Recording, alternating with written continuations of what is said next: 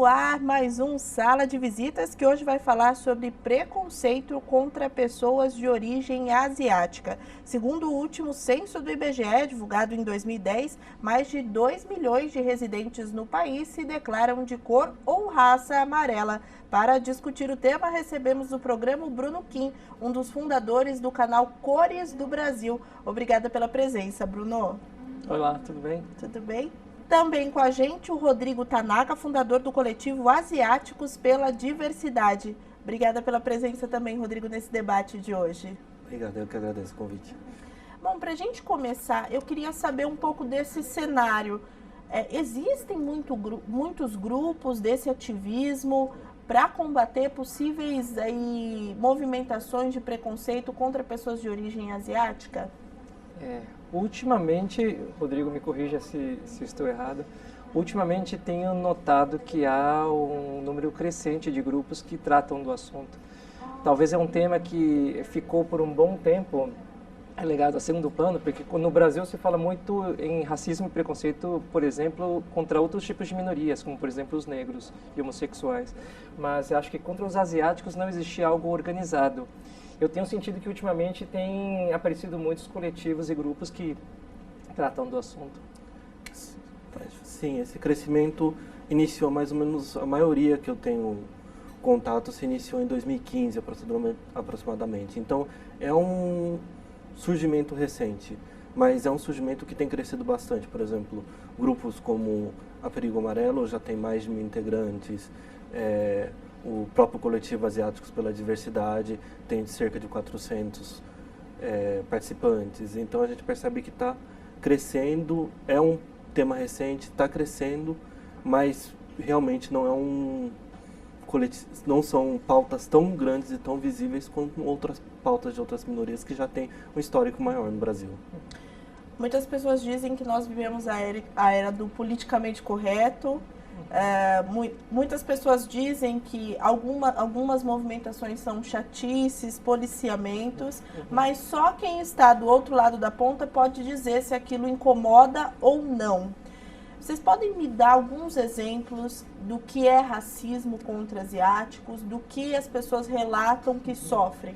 Às vezes é mais fácil a gente dar exemplos do que ficar falando, né? Porque o preconceito e racismo contra asiáticos existe há muito tempo. Os movimentos são recentes, mas isso existe há muito tempo. Eu sou nascido na Coreia, nasci em Seul, né? Vim para cá em 81. Eu morava no Chile antes de vir para cá, então eu falava espanhol. Eu lembro que eu tinha 8 anos, estava na segunda série e era aula de português. E a professora pediu para que a gente lesse um texto, né? Eu lembro que uma das palavras era casa de residência, né? Eu tinha sotaque espanhol, eu lembro que eu falei caça, né? Que é caça em espanhol, lido em espanhol. Eu lembro assim como hoje, que eu voltei para casa chorando, porque a professora, na verdade, começou a caçoar do meu sotaque na frente de todos os meus coleguinhas, né? Então, assim, sabe, aquele dia eu senti, caramba, calma, mas por que ela está fazendo isso, né? Devia ser uma pessoa que devia me proteger, me educar e, de repente, tá caçoando no meu sotaque, né? Meu filho nasceu no Brasil, né? Eu lembro que quando ele tinha 8 anos, aconteceu algo razoavelmente parecido. Assim, um grupo de coleguinhas de uma série maior ficava perseguindo ele, fazendo isso, né? Que, na verdade, é algo que a maioria dos asiáticos considera não adequado. E eu lembro que ele voltou para casa chorando, porque eles ficaram lá, chinesinho, olha, você é assim. Não pelo fato de ter sido chamado chinês, mas eles ficavam perseguindo ele. Então, sabe, são coisas que acontecem no dia a dia que mostram o que é o preconceito, né? Esse tipo de coisa acontece toda hora, né? É impressionante, né, Rodrigo? A gente vê como marca. O Bruno lembra a aula que foi, o exemplo da professora. E é isso que eu digo, né? A gente precisa ter um pouco de pensamento no próximo, de saber que aquilo talvez possa machucar a pessoa, ofender, né? Você lembra também de algum caso que... A minha vivência é um pouco... tem traços semelhantes, mas é um pouquinho diferente porque eu já sou quarta geração. Né? No caso, foram meus bisavós que vieram do Japão. Então, a minha família já está a longa data no Brasil, e eu nasci no interior de São Paulo, onde a colônia é um pouquinho maior e existe a gente morou em um espaço onde a maioria era de ascendência japonesa. Mas são fatos comuns. Por exemplo, eu lembro do meu avô não tendo dificuldades, porque ele não falava português, né? E das pessoas se aproveitando para fazer piadas de um senhor de idade que não consegue falar as palavras corretamente. E principalmente uma coisa que me incomodava muito, e acredito que incomoda muitos outros asiáticos residentes no Brasil, é o tratamento que a gente tem de ser eternamente estrangeiro. A gente não é lido como brasileiro. A gente pode nascer aqui, a gente pode ter título de eleitor, a gente vota, a gente participa, a gente fala a língua, mas mesmo assim a gente nunca é tido como brasileiro. Eles não dão, vamos dizer, esse direito da gente se sentir presente ou participante da comunidade brasileira. A gente é sempre o eterno estrangeiro. Inclusive eu fiquei chocado esses dias. Houve um programa, né, bastante conhecido aí, um apresentador bastante conhecido, e haviam 4 meninos acho que eram descendentes de japoneses, né? Sim, acho que a maioria. Eu lembro que ele fez uma pergunta para cada um deles, e no último ele virou e falou assim: e você, da onde? Né? Foi exatamente essa frase que ele usou: você da onde? Provavelmente também 4ª, 5ª, 6ª geração de japoneses. Acho que os japoneses já estão na 7ª geração, né? Sim. E sabe, essa sensação de que você não faz parte daqui. Quantas vezes você já ouviu Volta para Tua Terra? Uhum. Muitas vezes? Já bastante. Eu, Casa das Dezenas, Centenas? Eu, Casa das Dezenas, Centenas de vezes, né? Então, cada vez que você ouve isso, você pensa: caramba, você estudou aqui, você cresceu aqui, você tem amigos brasileiros. Eu, quando vou para a Coreia, nossa, eu defendo...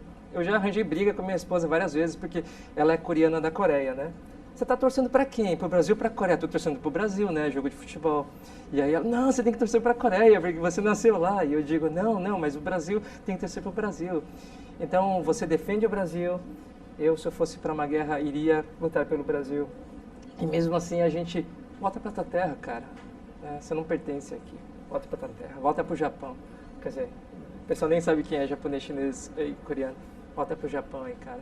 Então, essas coisas assim, realmente deixam a gente bastante chateado.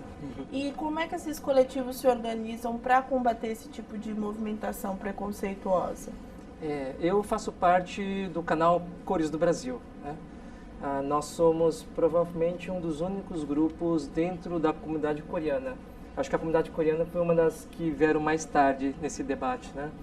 Nós, na verdade, somos um canal onde nós queremos divulgar a cultura coreana, justamente para combater esse tipo de preconceito, porque às vezes é ignorância, não ignorância de maldade, mas digo, falta de conhecimento. Falta de conhecimento. Então, a gente tenta combater esse tipo de coisa mostrando para os brasileiros, porque nós somos apenas 50 mil do Brasil. Apesar inclusive, a Câmara Municipal de São Paulo acabou de promulgar o Dia da Imigração Coreana. Então, nós oficialmente temos até uma data comemorativa, mas as pessoas não conhecem os coreanos. Então, quando falam de coreanos, quem são os coreanos? Comedores de cachorro. O que foi fato há muito tempo atrás. São aqueles que não falam português e só querem ganhar dinheiro no Brasil, querem voltar para a Coreia, sabe? Então, a gente tenta mostrar o que é a cultura coreana, o que são os coreanos. A gente tenta dialogar também com gerações mais novas de coreanos. Eu sou da geração, dizem, 1.5, que nasceu lá fora e veio para cá. Então, existe já a geração 2 e 3, a gente tenta dialogar com esses jovens e mostrar aos brasileiros o que é o coreano. Essa é a nossa maneira de lutar. Existem outros tipos de luta, né? Mas eu digo, nós militamos por aí. Esse bloco está acabando, Rodrigo. Eu queria a sua opinião sobre essas pessoas que fazem esse tipo de comentário. Você acha que elas têm consciência que estão sendo preconceituosas ou acham que não? Claro que é preconceito, ninguém está questionando isso. Ou acham que não estão sendo preconceituosas? O que pode ser piada e o que vira ofensa? Muitas das vezes a pessoa... Eu sempre parto do princípio que às vezes a pessoa não sabe melhor, às vezes ela parte de que ela não tem esse contato. Como a militância é recente, ela acha que só está fazendo uma piada, alguma coisa. Só que o ato dela fazer uma piada não tira o fato de que uma piada pode ser ofensiva, né? Eu acho que o melhor das pessoas é sempre ouvir de quando você fala não foi legal, as pessoas ouvirem que, ok, isso não foi legal mesmo, né? Por causa que na tentativa do humor, na tentativa da construção de algum comentário, pode estar nas sublinhas um preconceito que a pessoa às vezes ela pode não perceber, né? Como sempre falam, errar é humano, mas... E qual é o limite? Você procura avisar a pessoa, eu não gostei de tal brincadeira, você procura fazer isso? Sim, geralmente eu tento dar um toque, a gente sempre parte para em um primeiro momento da educação, por causa que a gente, ainda como uma militância muito recente, a gente sabe que muita gente ainda não conhece o que é ser asiático, o que é uma ofensa para um asiático ou não. Mas quando a pessoa já parte para a resistência, aí eu já percebo que a pessoa não está aberta a escutar, não está... Aí é perceptível que a pessoa não está aberta a abandonar preconceitos que ela tem. É isso, né, Bruno? Eu acho que o principal é assim, eu particularmente, eu fico chateado quando as pessoas tentam diminuir você, através de características físicas, por exemplo, né? Nossa, tem piadas que a gente não pode contar aqui, mas existem coisas assim que você claramente percebe que a pessoa está se utilizando daquele artifício para te diminuir. Por exemplo, quando a pessoa diz, volta para tua terra, na verdade ela não te dá nem a chance de você conversar com ela, de argumentar alguma coisa. Você perdeu, volta para tua terra. Então, é aquele negócio do mimimi, né? Nossa, como eu detesto essa palavra, assim, eu fico, assim, me deixa de cabelo em pé. Para com mimimi. Quer dizer, acabou a conversa. A pessoa não quer nem ouvir o que você tem a dizer, sabe? Então, eu acho que o limite é quando a pessoa está chateada, quando a pessoa não gosta, né? Então, acho que existem pessoas que não querem conversar com você sobre o assunto, não querem aprender. Falta, acho que, um pouco de respeito e empatia, né? Bom, a gente vai para um rápido intervalo. Você fica por aí, porque o Sala de Visitas volta já já, hoje falando sobre preconceito contra pessoas de origem asiática.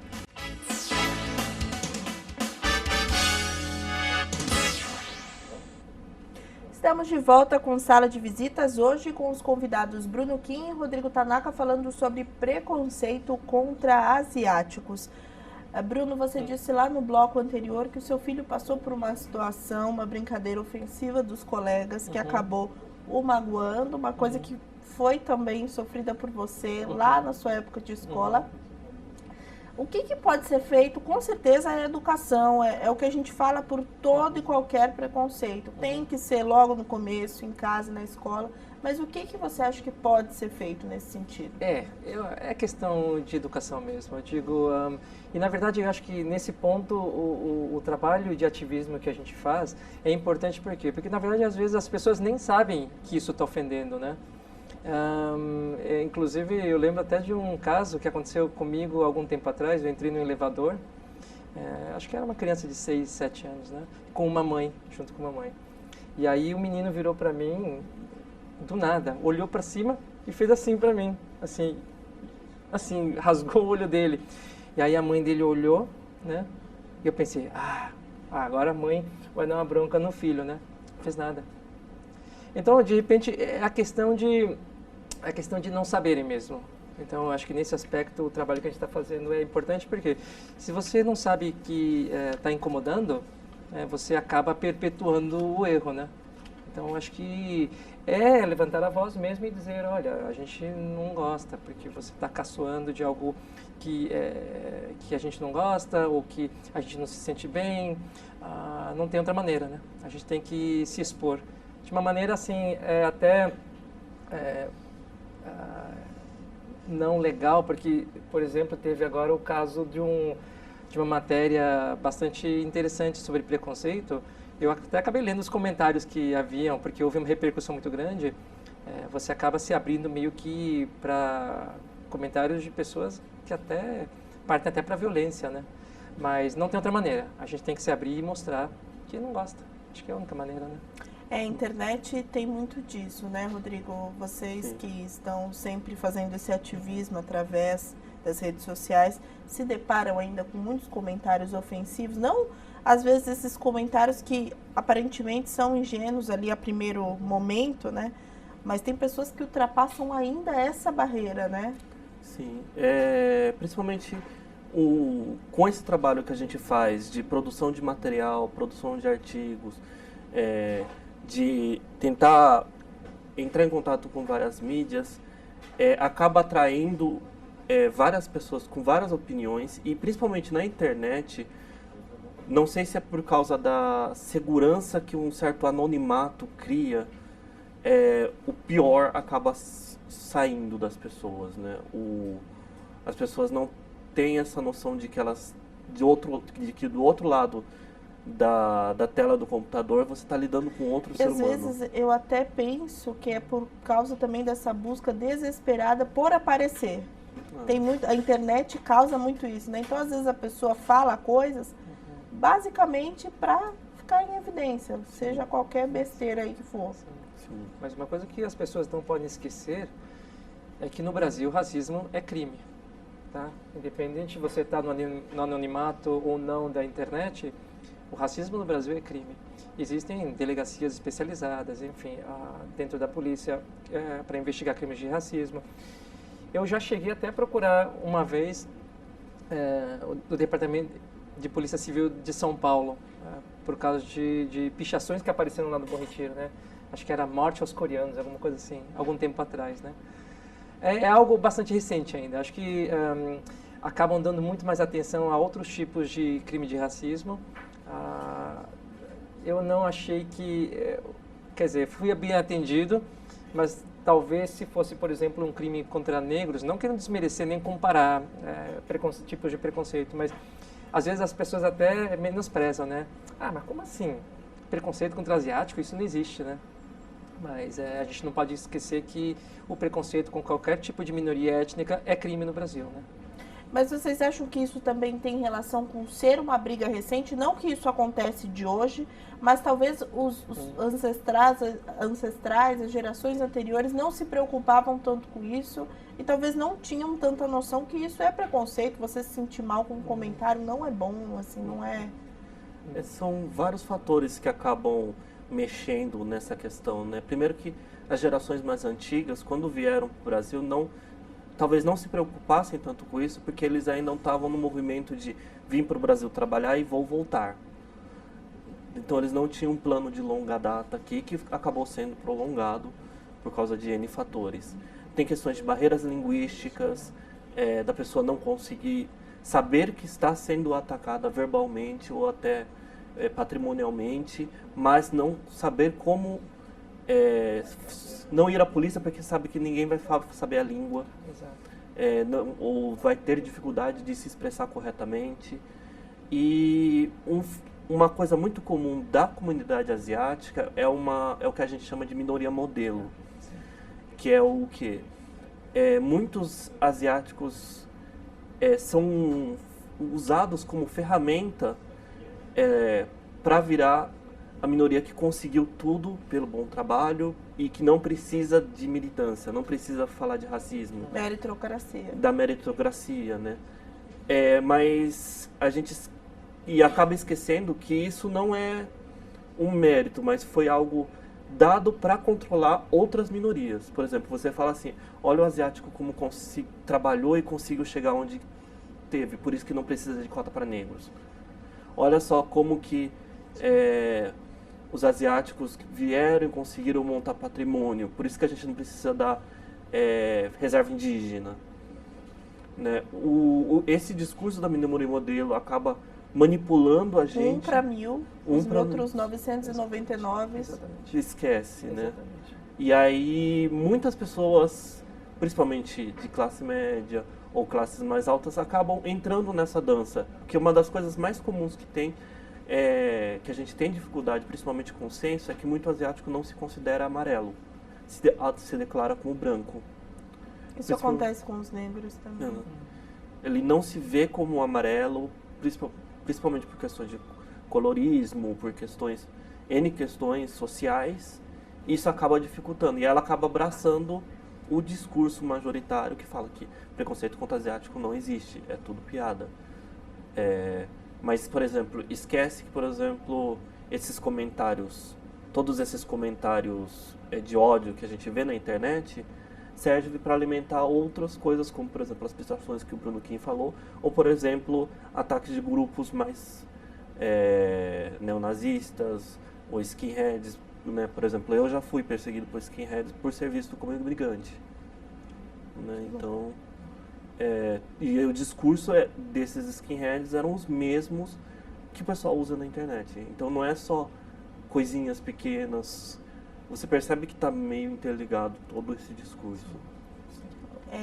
Aqui em São Paulo é conhecida como a capital de todos os povos, né? Que todo mundo vem para cá. Os asiáticos têm algumas concentrações, né? Supostamente ali no Bom Retiro, Liberdade. Mas vocês têm a impressão que quando o asiático sai dessas ilhas de conforto, as coisas acontecem mais? Ou não? Lá mesmo já existe pessoas, comunidades, famílias que cresceram na Liberdade, por exemplo. Lá o preconceito é menor, vocês acham? Olha, no Bom Retiro nós temos a comunidade coreana, né? Desde a década de 60, 70, há uma concentração muito grande de coreanos lá. Provavelmente a grande maioria dos comércios, das residências, hoje, de uma parte do Bom Retiro, é formada por coreanos, né? Certamente as pessoas que vivem lá e que trabalham lá, não descendentes de asiáticos, eles tendem a conhecer melhor, porque vivem no dia a dia, ou trabalham junto com um coreano, ou frequentam restaurantes coreanos. Então, essas pessoas tendem a ter um coração mais aberto para entender os coreanos, né? E você comentou das gerações saírem, né? Digo, realmente, isso acontece com os mais jovens hoje. Boa parte dos jovens não está mais no Bom Retiro. Quem está lá é o pessoal que veio da primeira geração, das primeiras gerações, né? À medida que a pessoa talvez vai se, entre aspas, eu não gosto muito dessa palavra, mas se abrasileirando, eu digo, perdendo as suas raízes, identidades coreanas, eles vão saindo e, na verdade, a coisa vai se diluindo, certamente, porque ele tem mais amigos brasileiros, não descendentes de coreanos, e a coisa se dilui bastante. Mas dentro mesmo dessas comunidades, mais concentrações étnicas, há problemas menores. Por quê? Porque todo mundo meio que já sabe quem é, né? Tipo, esses asiáticos são assim, o coreano é assim. O japonês se concentrou bastante na Liberdade, né? No começo. Sim. Não sei como é que está lá agora. Recentemente, a comunidade japonesa não está mais tão centrada mais na Liberdade. A Liberdade tem juntado muito mais chineses, chineses e taiwaneses, sim, né? Tem uma comunidade taiwanesa muito grande agora na Liberdade. E a gente consegue perceber o quanto que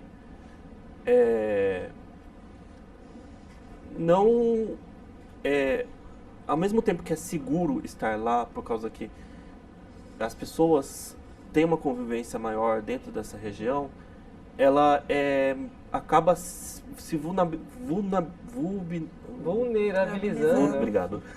Vulnerabilizando por causa que justamente estão mais concentrados, né? Por exemplo, todo ano, quando acontece o festival de Yulin na China, que é um festival polêmico de carne de cachorro, e mesmo as pessoas meio que... É um festival no interior da China, só um grupo pequeno faz, é ilegal em maior parte da China, existem grupos chineses se manifestando contra, mas toda essa história acaba se apagando, toda essa militância chinesa acaba se apagando, e aí vira e mexe tem grupos atacando, por exemplo, a Liberdade, onde as pessoas não têm nenhuma ligação, mas porque o chinês é tudo igual, sendo que a maioria lá é taiwanesa, não tem nada a ver com os grupos. Em vez de, por exemplo, se manifestar na embaixada da China, não, eles resolvem atacar os nossos únicos pontos de segurança, né? Então viram alvo fácil. Bom, infelizmente o nosso tempo está acabando.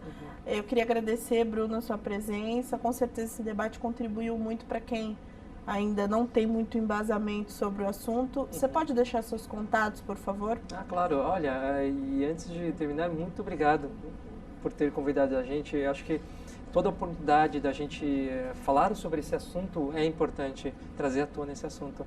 Então, nosso canal é o Cores do Brasil, Cores com K, tá? Porque na verdade Coreia é com K, então a gente colocou Cores do Brasil.